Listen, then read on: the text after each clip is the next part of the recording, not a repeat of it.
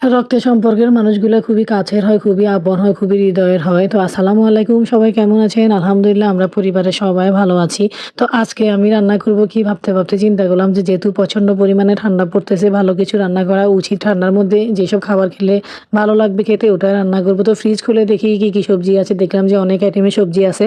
তো আজকে আমি সবজি খিচুড়ি করব। সবজি খিচুড়িতে সব সবজি কিন্তু দেয়া যায় না, এটা আপনারাও জানেন, আমিও জানি। তো এই তো আমি অনেক আইটেম সবজি ছিল, সবগুলো সবজি কেটে কুচি করে নিয়ে ধুয়ে নিয়েছি। নিয়ে এগুলোকে একটু সটে করার জন্য কড়াইতে দিয়ে দিয়েছি। আর এদিক দিয়ে আমি পোলাও চালটা নিয়ে নিয়েছি, সেখানে আমি মুগ ডাল মুসুরির ডাল দিয়েছি। আর সব সবজিগুলো ভেজে নিয়ে তো আমি কষিয়ে তারপর সবজিগুলোকে চালগুলোকে একসাথে দিয়ে ভেজে নিব, তারপর পানি দিয়ে দিব। এই তো। তো আসলে কি জানেন, আগে আমার আব্বু তো গ্রামে ছিল, আমরাও গ্রামে ছিল।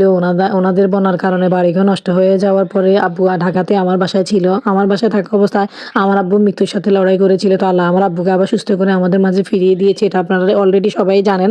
তো এখন আমার আব্বুরা আর দেশে থাকে না, কারণ দেশে বাড়িও যে পরিমাণে নষ্ট হয়েছে, যে কোনো মুহূর্তে এগুলো জোরে জোরে পড়ে যাবে। যেহেতু আমাদের বাড়িটা অনেক আগের পুরানো বিল্ডিং, তো এই বিল্ডিংয়ে এখন থাকা ওনাদের জন্য রিস্ক হয়ে যাবে। তো যার কারণে আব্বুরা আমার বোন সহ এখন ঢাকাতে খিলগাঁয় বাসা নিয়েছে। এখন আমার বাসা শান্তিনগর, এখান থেকে খিলগাঁও খুবই কাছের, আধা ঘন্টার রাস্তা, 50 টাকার ভাড়া। তো যার কারণে আমি সবসময় আমার আব্বুকে দেখতে যেতে হয় বাসাতে। তো যেহেতু আগে আমার আব্বুরা গ্রামে ছিল, এতটা টেনশন ছিল না, কি পাঠাবো না পাঠাবো এটা ভাবতাম না। তো এখন আমার থেকে যেহেতু একটু কাছে থাকে, তো ভালো ভালো রান্না, ভালো ভালো খাবারগুলো তো আর আমি একা খেতে পারবো না, আমার একদম মুখ দিয়ে যাবে না। আমি খেতে বসলে বা রান্না করতে বসলে আমার আব্বুর কথা আমি খুবই স্মরণ করি, যে এখন আমার যেহেতু এত কাছে আছে, অবশ্যই আমার আব্বুর জন্য আমাকে কিছু না কিছু পাঠানো উচিত। তো আমি প্রায় সময় ভালো কিছু রান্না করলে আব্বুর জন্য পাঠিয়ে দিই বা নিয়ে দিয়ে আসি। তো আজকে আমি সবজি খিচুড়ির সাথে আবার চিকেন ফ্রাই করবো। চিকেনগুলো ধুয়ে ম্যারিনেট করে ফ্রিজে রেখে দিব। যখন আব্বুর জন্য পাঠাবো তখন আমি এটা ফ্রিজ থেকে নামিয়ে ভেজে নিব, ভেজে আমরাও খাবো, আমার আব্বুর জন্য গরম গরম পাঠাবো। তো যাই হোক, আপনারা আরেকটা কথা হয়তো জানেন না, আমার ছেলে দেশের বাইরে গিয়েছে, 2-3টা রাষ্ট্রে ঘুরবে। তো ইন্দোনেশিয়া আরও 2-একটা নাম আমার এই মুহূর্তে মনে নাই। তো ও আমার আব্বুর সাথে দেখা করার জন্য যাবে, আম্মুর কাছে যাবে, দোয়া করার জন্য বলে আসবে, যে মানে বাইরে যাবে এটা বলতে যাবে। তো আমি আমার ছেলের কাছে খিচুড়ি আর চিকেন ফ্রাই আমার আব্বু আম্মুর জন্য, আমার বোনের জন্য দিয়ে দিয়েছি। সেই ভিডিও ক্লিপটা আমি নিতে পারিনি। তো যাই হোক, এই তো আব্বুদের ছাড়া, বোনদের ছাড়া কোনো কিছুই তো খাওয়া যায় না, এদের সাথে তো রক্তের সম্পর্ক থাকে।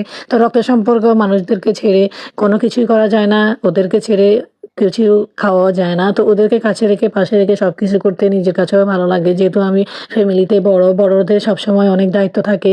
তো এইসব দায়িত্বগুলো বড়দেরকে সবসময় পালন করতে হয়। আর মায়া মমতা ভালোবাসা এমন একটা জিনিস যে এটা মন থেকে আসে, অন্তর থেকে আসে। আর আমার আব্বু ফোন দিলে আমাকে বলে, তুমি আসো, তুমি আসো, তুমি আসো না কেন? তুমি আসলে আমার হৃদয়টা, অন্তরটা ঠান্ডা হয়ে যায়, তোমাকে দেখলে আমার মনটা ভালো হয়ে যায়, আমি সুস্থ হয়ে যাই। সবসময় তো যাওয়া সম্ভব না, যেহেতু বাচ্চাদের পড়ালেখা আছে, তবুও আমি মাঝে মাঝে যাওয়ার জন্য চেষ্টা করি। আর ফোনে আব্বুকে বোঝানোর চেষ্টা করি যে আব্বু আমি এখন ব্যস্ত আছি, বাচ্চারাকেও পরীক্ষা আছে, আপনি একটু ধৈর্য ধরেন, আমি সময় করে আসবো।